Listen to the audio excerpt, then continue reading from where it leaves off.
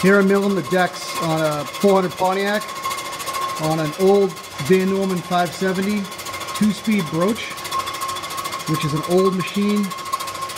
And I've got an actual Van Norman rollover fixture for it, which is called a bank setter, which allows me to I can actually square the block up. I take a fixture and I mic the bar off of the ways on each end.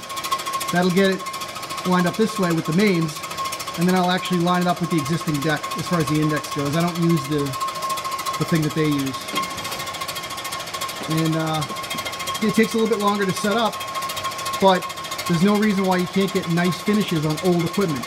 Now, this is a 2-speed broach, so it's going to give a nice finish, you know, with a sharp bit. I mean, there's 10 carbides in that thing. They're all sharp. I've got them all within, you know, a couple tenths as best I could get.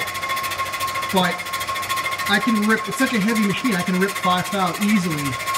5 thou with a whack, and then the final pass, I'll use the slow speed. And it takes about an hour to traverse the whole length of the block, but the finish is damn good. I mean, see if we can,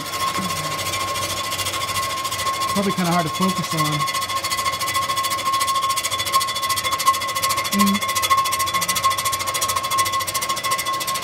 Not going to be able to get a good shot of that finish, but it's pretty damn good, you know, for carbide.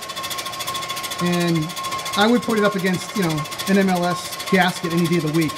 It's not as pretty as a, you know, a CBN cutter, which I have also, but this machine is great because I can set it up, put it on slow and walk away and do something else, you know. So I mean, the machine, I got almost no money into it, and nobody wants them. It's a dinosaur.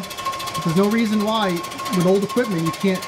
It just takes a little bit of, you know, patience, and you really got to pay attention to what you're doing, but you can get good results with these old machines.